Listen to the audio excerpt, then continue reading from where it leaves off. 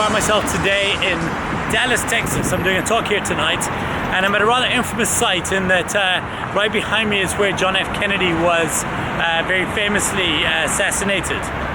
And I want to talk to you about something. I want to talk to you about JFK, but not about this particular moment. You see, I think there's more we can remember from how he lived than how he died.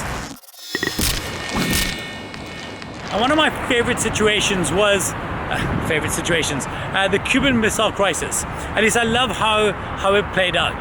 See, one of my best board games is a game called 13 Days, which actually chronicles the 13 days of the Cuban Missile Crisis. And what people don't often realize is there were so many situations there when the USA and the USSR were actually on the brink, where things should have gone absolutely tits up. But instead of doing that, what Khrushchev and Kennedy did is they sent each other personal letters.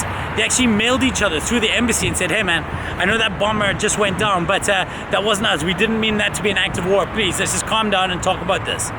And because of that, nuclear war never happened. And it was a great way of solving what could have been an escalating situation. And in fact, in Dallas, there's another story, maybe not such a big historical deal, but I love it nonetheless that I wanted to share with you. And it's about two entrepreneurs. One is a guy by the name of Kelleher, who famously started Southwest Airlines, and the other by the founder of Stevens Aviation. I can never remember his name. But in this instance, what happened is Southwest Airlines had actually taken Stevens Aviation's payoff line, just plain simple.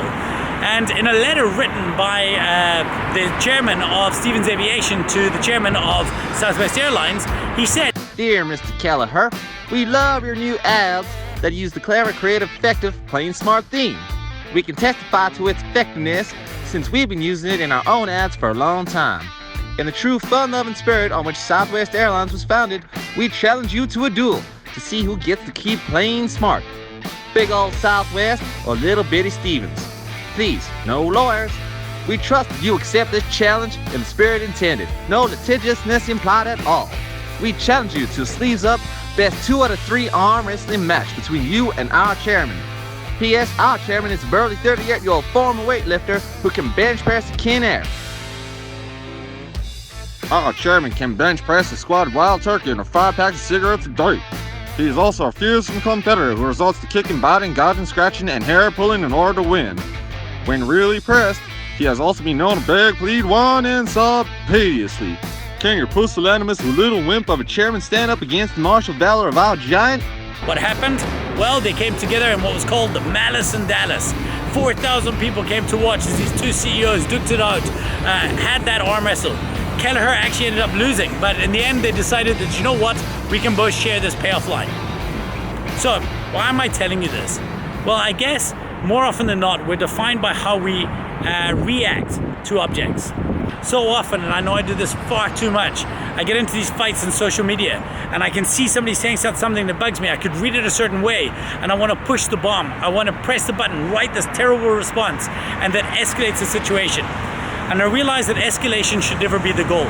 We're never trying to escalate a situation because the higher up it goes, the more on the brink we become. What we should rather be trying to do is to turn every one of these situations into something and to flip it on its head and turn it into a positive. That's what happened, I guess, to some degree with the Cuban Missile Crisis. They didn't escalate, they didn't push the button. What they did is they held it back. And that's certainly what happened with Southwest Airlines and Stevens Aviation. They turned what could have been a legal nightmare into a PR dream come true.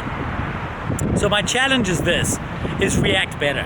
That's it, just react better. When there's a situation and you realize, when you type out that response on Facebook or on Twitter, and you realize when I push this button, I'm dropping a bomb that will escalate this situation, don't. Just don't. Try figure out what would Kennedy and Khrushchev have done. In fact, try to figure out more, what would Stevens Aviation have done? How can I turn what is going to become a negative into something that can completely just deflate everything and turn it into something better for all involved? Was it worthwhile? Of course. The Stevens Aviation guy, 25% year-on-year growth just from the PR he gained from this situation. So think about that. Next time you're about to push that button to launch off that comment on Facebook or Twitter, ask yourself, if I was Kennedy and the answer to this could be escalating us towards nuclear war, would this be a fight worth having? And if the answer to that is no, then it's probably not a fight worth having, even if that's not on the line. Give it some thought. Maybe, just maybe, I can save you from one big, meaningless, absolutely meaningless argument. Peace. Literally, peace.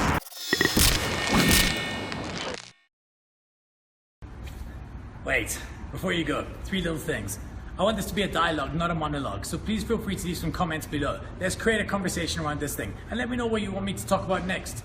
Secondly, if there is stuff of value here, share it with your mates. Pick someone specific and send it to them. I want the word to spread. And number 3, if you want to see more of this, I'll be creating new content every Monday. So whether you're on Facebook or on YouTube, hit subscribe below. Let's keep this going. I think we're on something special here. What do you think? Huh? I miss you guys already. Love you.